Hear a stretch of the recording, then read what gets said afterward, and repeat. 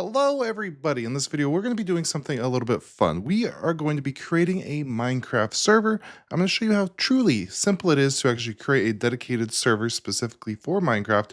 So no, you're not going to need to be running it on your desktop computer and leaving it on all the time. And I'm going to show you how to give your friends, family, whomever access to this server with NetBird. You'll have a nice domain for them to make it nice and simple. For the sake of time, we're not going to go over absolutely everything to get all this going, but what I will talk about is the actual hardware and what you're going to need to run a Minecraft server. The power of the hardware mostly will depend on how many people that you're going to want on it, but a basic rule is if you're going to have a couple friends on it, I do recommend at least 4 gigabytes of RAM. Your system is going to need a little bit of RAM, so 8 gigabyte minimum.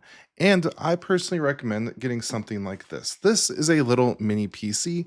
You could get these relatively cheap, probably about $200 for this one that has 16 gigabytes of RAM. And then from there, you can install something like Proxmox on it. Alternatively, you could use an old laptop, an old desktop computer, just something you got laying around, spin up Proxmox on it, and oh, a larger rabbit hole will begin. Proxmox is something that's relatively simple to install and set up. That is what we're going to be skipping in this video. We have a full dedicated tutorial going over how to set up Proxmox. And of course, if you don't want to set up Proxmox, you could skip all that and just install bare metal Linux on whatever machine it is that you want to run it on. That we will be going over, and you could start at the Ubuntu installation if you're going to go that route, as there are going to be chapters down below. And in addition to chapters, we have a full written guide here, so you could go into a little bit more detail than I'm covering in this video of what it is, how it works, and some of the things that you're going to need, which we've talked about thus far. So real quick, I'm going to spin up a new virtual machine in Proxmox for this. Here is my Proxmox server. I have it running on a little Miniform mini PC, similar to this one, but a little bit more beefy. And you can see I do have a couple things on this machine, including 2 virtual machines, Windows, and a Home Assistant. We're going to be spinning up another one specifically for Minecraft server. Now with Proxmox, you are going to want to make sure you have your ISO image of the operating system that you're going to want to use. My Ubuntu versions here are out of date, so I'm going to download it real fast. If I go to the Ubuntu server download page here, and we're going to click on download, when it starts, we're going to end it. And then I'm going to right click on this download now, direct link, copy that, because what I could do is just download from URL here in Proxmox. So paste it in, query it, and then begin the download. So now I can skip a whole step of downloading, uploading, and all that. If you're installing Ubuntu or another Linux distribution directly onto hardware, it's at this point you'd use a tool such as Blina Etcher, Rufus, whatever it may be, to flash that to a USB drive. But for me, it is just about finished up, so there it is. Now what I could do is click on Create Virtual Machine, and here I'm going to call this MC Server, just like that. I do want to start this at boot, and then we're going to go to the operating system. Here, we're going to pick that Ubuntu Live server that we just downloaded to Proxmox. For basic Linux, we could keep most everything at default. Now we have disk size. Unless if your world's going to be huge, this usually doesn't take up too much space, so I'm just going to double it at 64 gigs, and then go next. For CPU, 4 cores, it will generally give you the kind of minimum level performance that you're going to want, but what's real important is on the next page here, RAM. 2 gigs by default is enough, basically to run Ubuntu with a little bit of wiggle room. We're going to want more than that. I am going to go 8192, so that way our entire system has 8 gigs. Later on, we're going to be giving Minecraft 4 gigs dedicated. So now let's go next. All this looks good, just a bridge network. We will go next, and then we're going to start after created, finish, and then when this boots up, it's going to jump us into the Ubuntu installer. And there it goes, our MC server. Let's click on that, go to the console, because this is what's going to take us to our installer. And here we are. So this is a pretty straightforward process as well.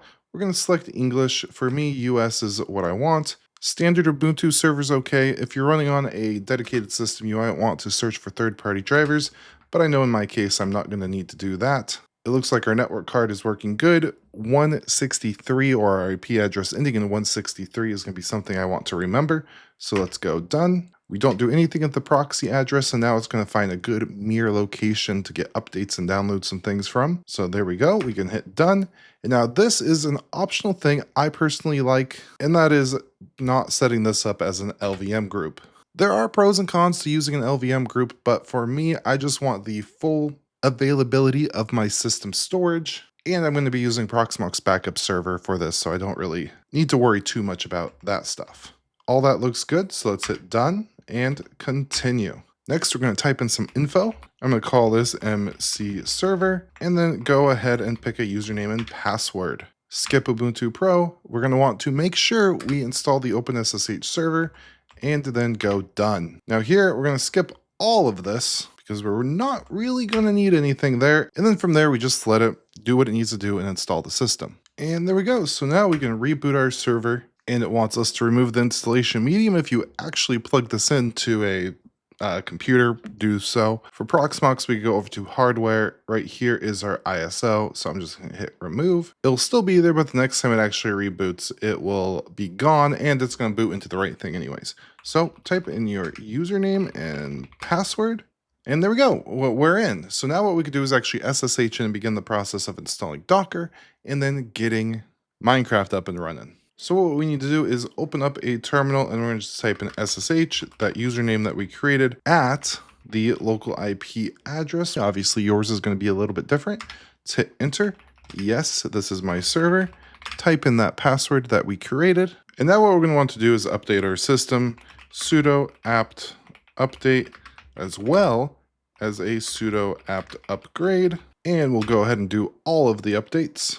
And while it finishes that up, what we could do is actually go over to this guide. There's going to be a link to the Get Started with Docker guide, which I do highly recommend you check out, just so you kind of have a better understanding of what's going on here and some of the stuff that we're about to do. One thing we are going to want to do is get the Docker sh script and then run it. So I got that copied. Let's bring this in. And there we go. So now we could drop in these commands here. It's going to grab and install Docker and all the various dependencies that it may need.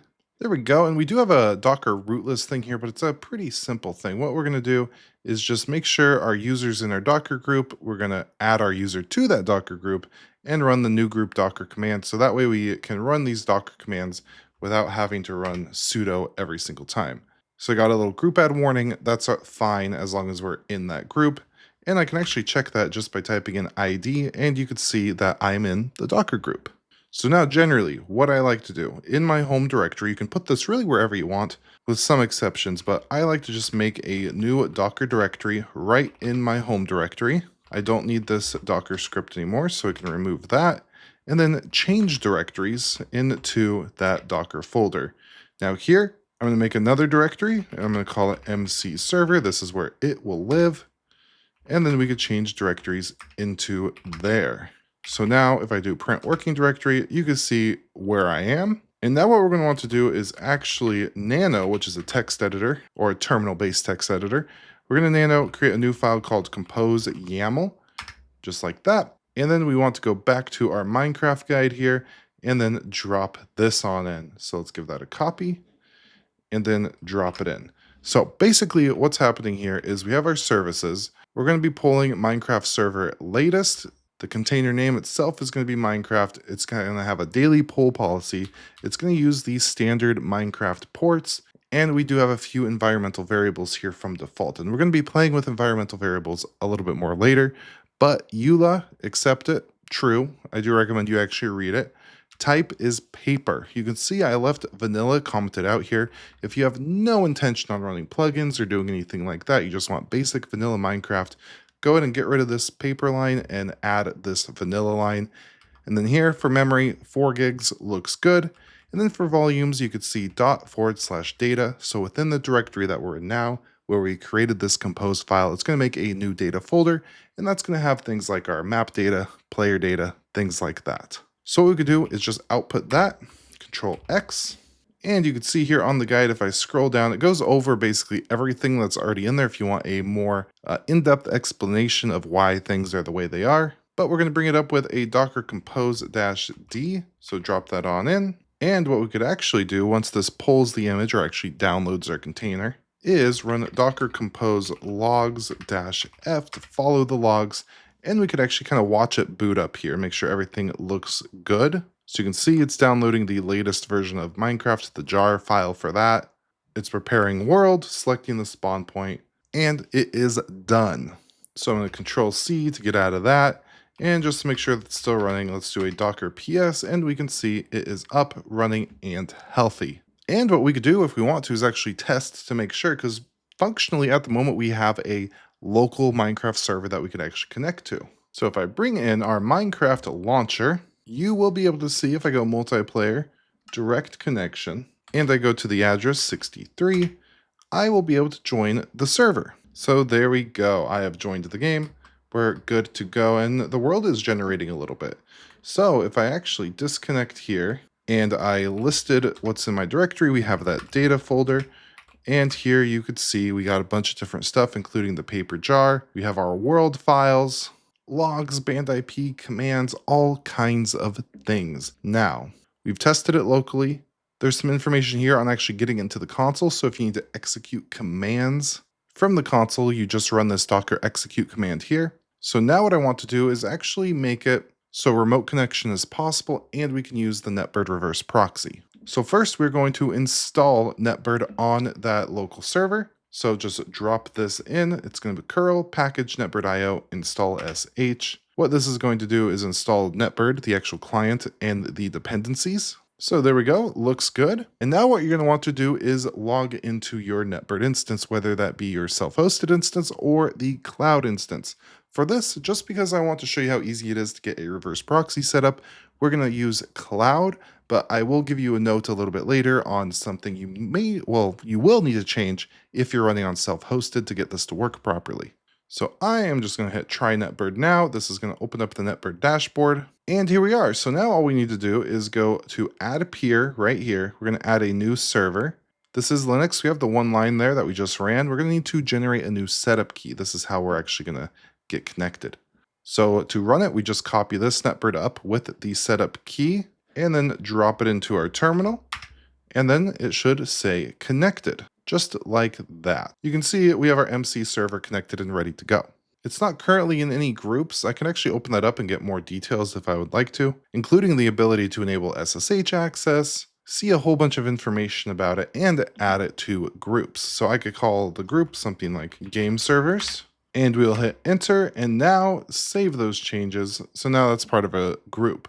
If I wanted to give access without doing the reverse proxy, your users would need to have the NetBird client installed, but that's a pretty simple thing where we would just go to policies, click on add policy, and then let's say, for example, I wanted my marketing team to have access to game servers. I could give them unidirectional access, so only the source can connect to the destination. And if I really wanted to, I could limit it specifically to specific ports. So TCP to 5565. And now the marketing team, once I add this policy, marketing to Minecraft, you can see they now have access. But what I want to do is put it behind a domain. Within NetBird, we have our reverse proxy. If I go to services here, what I would do is just add a service here. We do have some custom domains added here, but with NetBird Cloud, you do get access to a free domain that's going to look a little bit something like this. And for now, we're going to go ahead and use it. We could call it something like NetBird MC. This is not going to be an HTTPS service type. This is actually going to be a TCP service. And for this, we could go ahead and select our peer directly. This one is our MC server. And for the port, just like we did on our compose, it's going to be 25565. So from there, we could continue. We're not going to enable CrowdSec for now, so we'll just continue there. For preserve client source IP, go ahead and leave that disabled, and we can click on add service and add service. For the actual protection, we're going to be using the whitelisting feature in Minecraft, and we're going to jump into that in just one sec. So we have our address here. Let's go ahead and give it a copy, and this is what we would share with our friends, family, whomever it may be. And again, doing this is really nice because then you don't have to try to get them to install a VPN client or anything like that. It will just work. And then you can depend on whitelisting within the actual Minecraft server configuration to actually protect your server. Now, if we bring this in here, we could test and make sure that it works just by dropping in that server address, hit join server. And you can see just like that, I am connecting. And this is awesome because we didn't have to open up any ports within our home network. Our IP address is secure and hidden our actual public IP address because people are now connecting through this NetBird reverse proxy. And as you saw, it was pretty easy to set up. Now, if you're somebody who is self-hosting, one, you'll have the benefit of not needing this extra port number that is automatically assigned at the end here. But you will have the extra step of needing to go into your compose file for the actual NetBird management server, then go down to the proxy service, and you're going to want to add the port for the game server, in this case 25565. Once you save that, do a Docker compose up for the proxy and you should be good to go. So now that our Minecraft server is technically publicly accessible, we are going to need to lock it down a bit. And we could do that with Minecraft's whitelist. Let's go ahead and give this a copy here. And really all you would need to do is first let's back up a directory so then we can nano into this compose file. And here under environment, we're going to add some additional items, including our whitelist, enforce whitelist to true, and the ops. The op is the server administrator. So here it's all separated by commas. If I back this out, right now my Minecraft username is just that, and I'd make myself op as well. And then I'd output that, Control X. For a setting change like this, we're going to completely spin down our instance. So Docker compose down, and then Docker compose up, just like that. And I just did up instead of -d, just so I can kind of watch it start up here and make sure that we have no issues, which everything is looking fine. So I can hit D and then try to jump back into that server, which there we go, we're in. And since I'm now an operator, I technically should be able to time set Minecraft day. There we go.